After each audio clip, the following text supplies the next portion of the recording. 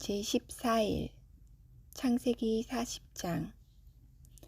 이런 일들이 있은 지 얼마 뒤에 이집트 왕에게 술잔을 올리는 시종장과 빵을 구워 올리는 시종장이 그들의 상전인 이집트 왕에게 잘못을 저지른 일이 있었다.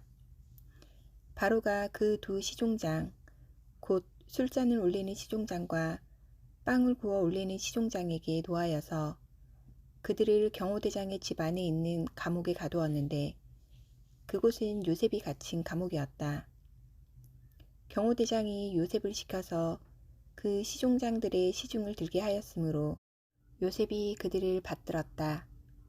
그들이 갇힌 지 얼마 뒤에 감옥에 갇힌 두 사람, 곧 이집트 왕에게 술잔을 올리는 시종장과 빵을 구워 올리는 시종장이 같은 날 밤에 꿈을 꾸었는데 꿈의 내용이 저마다 달랐다. 다음날 아침에 요셉이 그들에게 갔는데 그들에게 근심스러운 빛이 있음을 보았다. 그래서 요셉은 자기 주인의 집에 자기와 함께 갇혀있는 바로의 두 시종장에게 물었다. 오늘은 안색이 좋아 보이지 않습니다. 왜 그러십니까? 그들이 그에게 대답하였다. 우리가 꿈을 꾸었는데 해몽할 사람이 없어서 그러네. 요셉이 그들에게 말하였다. 해몽은 하나님이 하시는 것이 아닙니까? 나에게 말씀하여 보시기 바랍니다. 술잔을 올리는 시종장이 자기가 꾼 꿈 이야기를 요셉에게 하였다.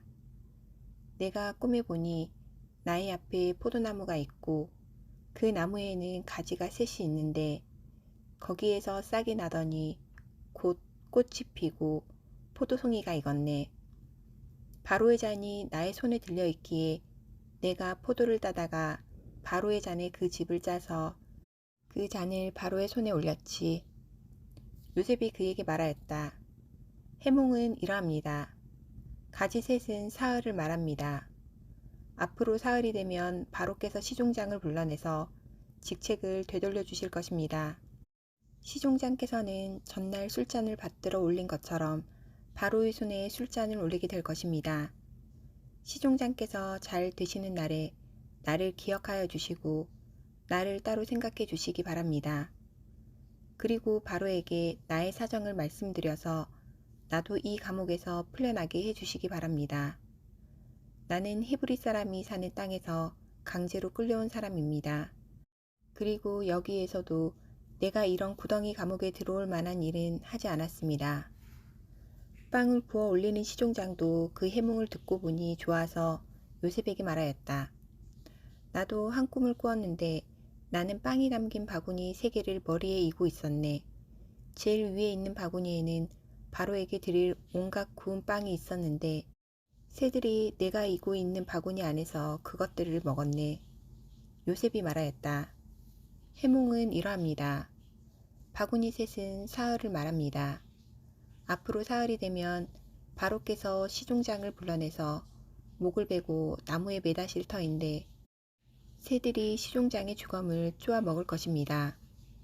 그러한 지 사흘째 되는 날, 그날은 바로의 생일인데 왕은 신하들을 다 불러 모으고 잔치를 베풀었다. 술잔을 올리는 시종장과 빵을 구워 올리는 시종장이 신하들이 모인 자리에 불려나갔다. 바로에게 술을 따라 올리는 시종장은 직책이 회복되어서 잔에 술을 따라서 바로의 손에 올리게 되고 빵을 구워 바치는 시종장은 매달려서 처형되니 요셉이 그들에게 해몽하여 준 대로 되었다. 그러나 술잔을 올리는 시종장은 요셉을 기억하지 못하였다. 그는 요셉을 잊고 있었다. 41장. 그로부터 만 2년이 지나서 바로가 꿈을 꾸었다. 그가 나일 강가에 서 있는데 잘생기고 살이 찐 암소 7마리가 강에서 올라와서 갈밭에서 풀을 뜯는다. 그 뒤를 이어서 흉측하고 야윈 다른 암소 7마리가 강에서 올라와서 먼저 올라온 소들과 함께 강가에 선다. 그 흉측하고 야윈 암소들이 잘생기고 살이 찐 암소들을 잡아먹는다. 바로는 잠에서 깨어났다. 그가 다시 잠들어서 또 꿈을 꾸었다. 이삭 7개가 보인다.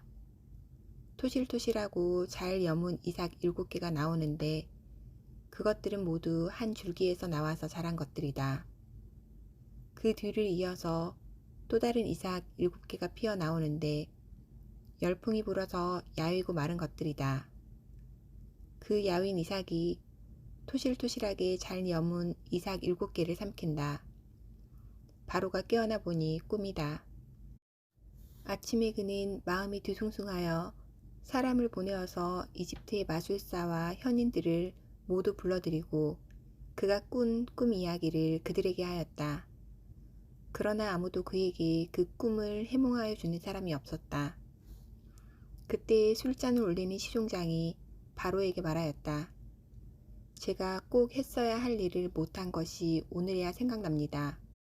임금님께서 종들에게 노하셔서 저와 빵을 구워 올리는 시종장을 경호대장 집 감옥에 가두신 일이 있습니다. 저희들이 같은 날 밤에 각각 꿈을 꾸었는데 두 꿈의 내용이 너무나 달랐습니다.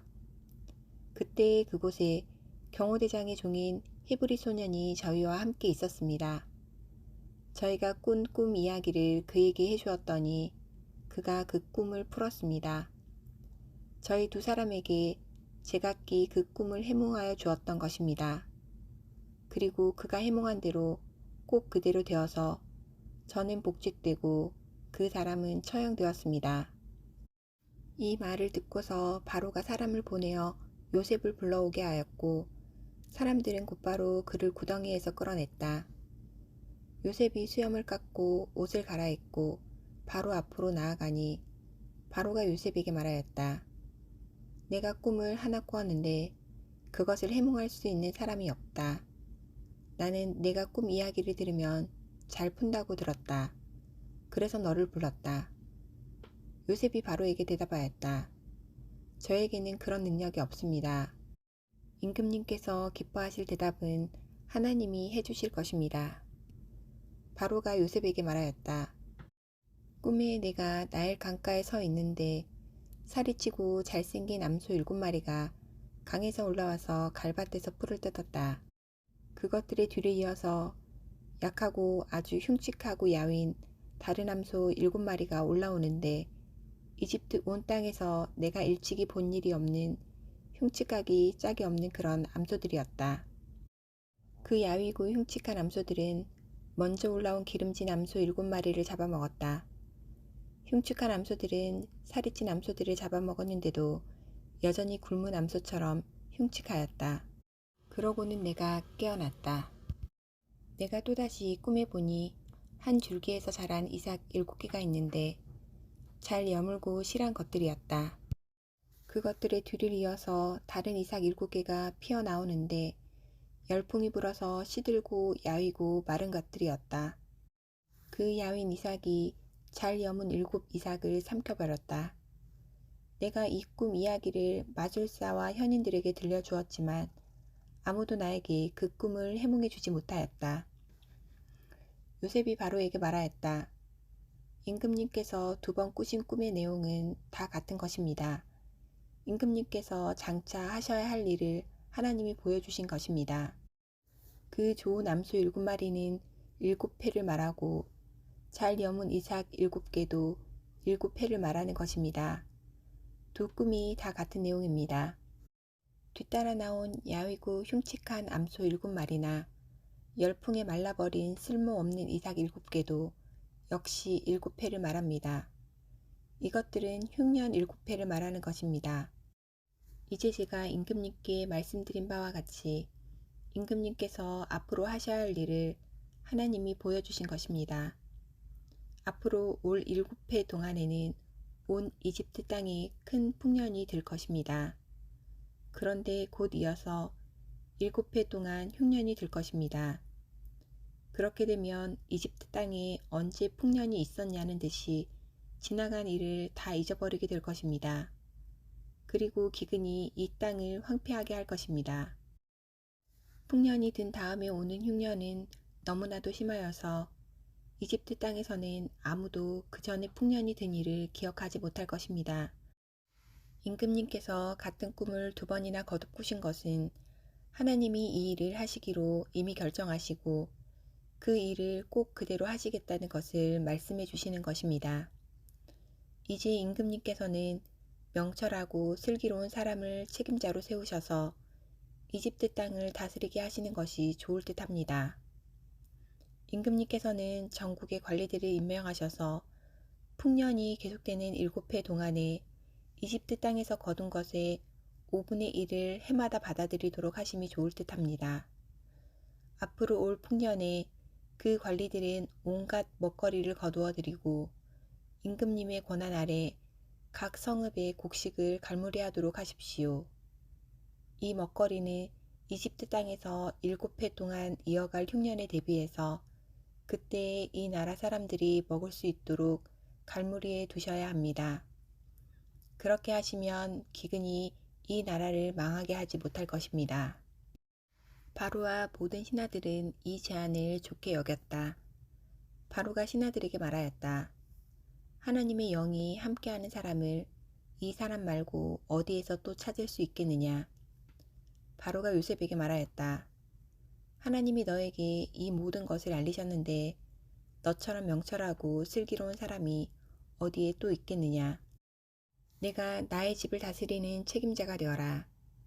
나의 모든 백성은 너의 명령을 따를 것이다. 내가 너보다 높다는 것은 내가 이 자리에 앉아 있다는 것뿐이다. 바로가 또 요셉에게 말하였다. 내가 너를 온 이집트 땅에 총리로 세운다.